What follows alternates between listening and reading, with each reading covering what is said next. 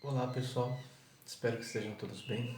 Eu vou começar a gravar aqui agora a nossa aula de After dessa semana. E nessa aula a gente vai ver o processo de estabilização de imagem do After. Tá?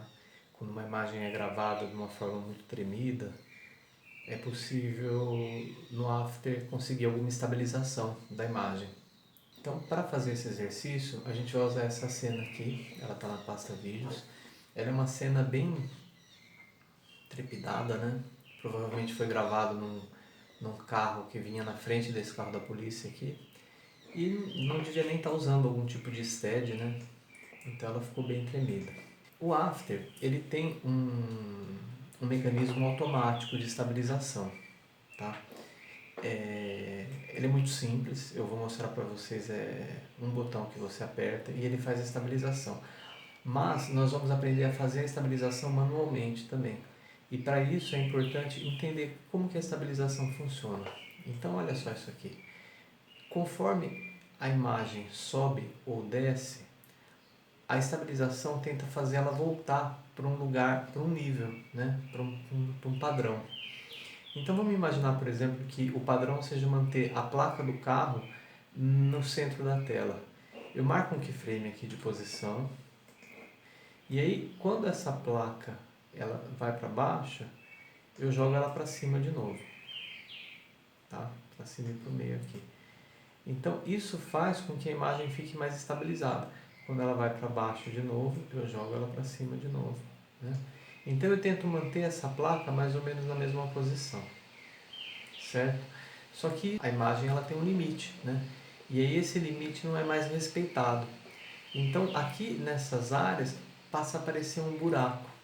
E qual que é a solução para tirar esse buraco depois que o movimento é corrigido? A solução é você escalonar a imagem, né? Então, se você aumenta a imagem de tamanho, esses buracos passam a ser preenchidos. Então, o que vocês devem entender aqui? Que a estabilização, ela geralmente ela compromete a escala da imagem. Então, um pouco de escalonamento vai ter que haver para que possa haver estabilização, tá? E lógico que isso tem um limite. Se você escalonar demais a imagem, ela começa a ficar granulada, ela começa a perder resolução, né? Por isso que o ideal sempre é trabalhar com a imagem captada com a maior resolução possível. Se isso aqui fosse uma imagem 4K e a saída fosse Full HD, a gente poderia estabilizar tranquilamente sem ter nem que escalonar a imagem, né? Por que eu expliquei tudo isso? Porque usando a estabilização automática do After, a gente não vai perceber direito isso sendo feito. Então vamos para ela. Vou desabilitar os keyframes de posição, vou resetar a imagem. Está aqui a imagem original. Para estabilizar automaticamente, basta vir com o botão direito na imagem. A gente vai voltar aqui nesse menu Track Stabilize, que é o menu que a gente tem visto todas as aulas, né? Onde a gente viu todos os tipos de Track Motion. E a gente, em vez de vir em Track Motion, dessa vez vai clicar aqui em Warp Stabilizer Video Effects. Ele vai fazer automaticamente uma análise da cena.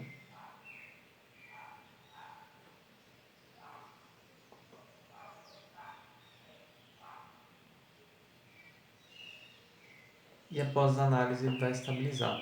Reparem como a imagem ficou escalonada. Se eu olhar aqui no Warp Stabilizer, no menuzinho, eu vou ver que ele escalonou para 137,1%. Tá? Ele tem um máximo aqui de 150, ele conseguiu resolver com 137,1, ou seja, escalonou bastante. E vamos ver o resultado. Muito bom, né? Então, muitas vezes, o que vocês vão precisar é utilizar essa estabilização automática mesmo, tá? Muitas vezes ela vai ser suficiente. Porém, vamos conhecer a estabilização manual e vamos entender por que ela é útil também. Então, vou criar uma outra composição aqui, o mesmo vídeo, tá? Temos de novo aqui a imagem. Ela tem um frame sobrando, essa imagem aqui, vocês podem tirar na hora que vocês forem fazer, tá? Então eu tô com a imagem aqui sem estabilização nenhuma, né? E aí eu vou vir com o botão direito nela, só que em vez de clicar aqui em Warp Stabilizer, eu vou em Track Motion. E aí vocês vão ver que lá em Track Motion, que é o que a gente usou bastante já, né? Existe um Track Type Stabilize. Então, além de eu poder usar esse sistema de traqueamento para perseguir e aplicar alguma coisa sobre a imagem, eu também posso usar ele para estabilizar. Por quê? Qual que é a lógica aqui? Eu vou fazer um traqueamento de posição e de rotação, tá? A lógica é a seguinte: a hora que eu terminar de traquear, por exemplo, a placa desse carro, vou pegar esses pontinhos que ela tem aqui, ó. Como a imagem trepida muito, aqui eu vou precisar aumentar bem a área de busca, tá? Porque cada frame, isso aqui está num lugar diferente, né? Às vezes ele está aqui, ó, no outro frame ele está lá embaixo, né? Então eu preciso ter uma área de busca um pouco maior nesse caso aqui. Uma vez que ele termine de ver a variação de posição e de rotação dessa placa, ele pode fazer a posição e a rotação opostas para manter essa placa sempre no mesmo lugar. Então, se essa placa subir, ele vai abaixar ela. Se ela rodar para a esquerda, ele vai rodar para a direita. Tá? Então, vou dar um play aqui.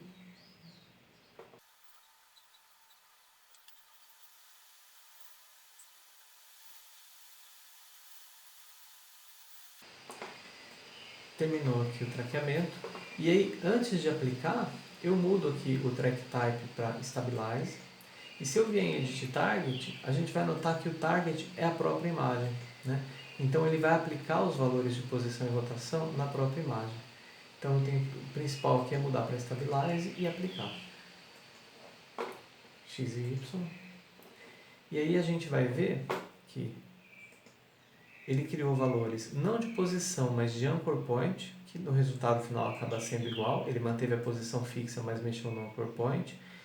E olha só a rotação, como ele, conforme a placa gira para a esquerda, ele gira para a direita e por aí vai. Então isso faz com que nesse sistema eu consiga realmente fixar a placa nesse lugar. Nesse sistema automático não, a placa está solta, né? Inclusive ele preservou um pouco da rotação, ficou uma estabilização natural, né? Mas às vezes não é o que vocês vão querer. Às vezes vocês vão querer que ela fique realmente forçada, né? Congelar um determinado ponto na tela, tá? É muito comum, às vezes, você ver em videoclipe, né? Estabilizar o olhar da pessoa que está cantando. Então toda a cena em volta fica mexendo e o olho fica bem travado no centro da tela. Então, para conseguir isso, o ideal é usar esse método aqui. Eu travei, do mesmo jeito que eu travei a placa, eu podia ter travado os olhos de uma pessoa, né? Só que aí acontece aquele problema dos buracos. Por quê? Agora eu preciso dar uma escala aqui, aumentar a escala da imagem, né? E aí eu tenho que otimizar bem isso. Eu tenho que entender o quanto que essa imagem sobe e o quanto que ela desce. Então, por exemplo, o ponto máximo de subida dela é esse aqui. Mas se eu nivelar por esse ponto, ele é muito extremo, né? Olha só, eu vou ter que escalonar essa imagem até 190, quase 190, que é muito, né? Então eu não preciso nivelar pelo ponto mais extremo. Vocês reparem que aqui, nesse método, ele conseguiu resolver escalonando até 137. Talvez eu não vou conseguir tão pouco aqui, mas o que eu posso fazer é abaixar essa imagem inteira para que essa extremidade de subida e essa extremidade de descida, que é bem menor, ó, elas fiquem mais ou menos iguais, né? E já posso inclusive deslocar um pouco para a direita a imagem, né? Porque ele ficou bem deslocado para a esquerda. Então, para isso, eu só clico aqui em posição, né? Vou na posição limite aqui, que é essa aqui, né? Essa aqui. Crio um keyframe de posição e seleciono todos os keyframes, tá? Para fazer isso, vocês têm que selecionar todos os keyframes. Por quê? Aí eu vou conseguir mover a trajetória inteira da posição. Então é só mover aqui, ó, que o keyframe, todos os keyframes vêm juntos, né? Aqui agora o espaço em cima está maior do que embaixo. Então vou voltar um pouco. Vou jogar um pouco para a direita já também. Tá? Então aqui eu tenho esse tanto de buraco embaixo e um tanto mais ou menos semelhante em cima. Em cima ainda está um pouco maior. Aí, mais ou menos isso, tá? E aí eu posso deletar esse keyframe de posição e escalonar. Vamos ver quanto que eu preciso escalonar agora. Aí, ó. Tá respeitando o limite de cima e o limite de baixo. Por que eu tive que escalonar mais do que o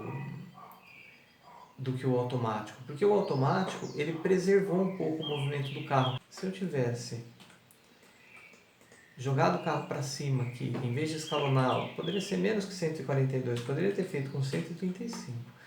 Simplesmente o que eu teria que fazer é jogar a imagem para cá, né, para cima, e naquele momento extremo de baixo, jogar ela para baixo. Então, o que ia acontecer? Só que tem um ponto aqui que eu preciso... Haveria algum deslocamento da imagem, né? A imagem teria algum movimento. Então, a placa não ficaria o tempo todo parado. Ó. Nesse ponto aqui, ela desceria, né? E aí eu conseguiria com uma escala um pouco menor. Mas a ideia aqui é deixar a placa realmente parada, né? Nesse método aqui, eu deixo ela totalmente parada. Vamos comparar a imagem estabilizada e a imagem sem estabilização. Vou duplicar aqui essa imagem.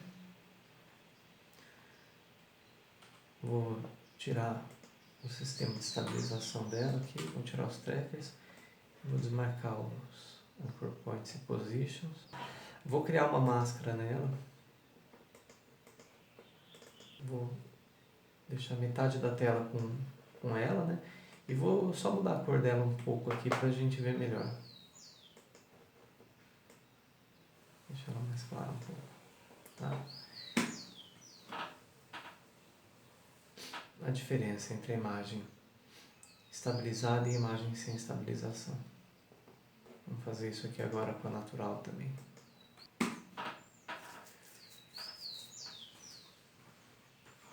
Percebem que nessa aqui o movimento do carro ficou mais natural? E nessa aqui ele ficou mais duro, né? Então vocês têm essas duas opções de estabilização. Usando o Warp Stabilizer e usando o traqueamento de ponto, tá? Também funciona. Pessoal, o que eu queria mostrar hoje era isso. Essa aula um pouco mais curta mesmo, porque a gente já viu bem, né, essa questão do traqueamento de ponto. E na próxima aula eu vou mostrar para vocês o traqueamento de câmera, tá? Aí esse sim é uma lógica um tanto diferente. Então desejo a todos uma boa semana, bons estudos.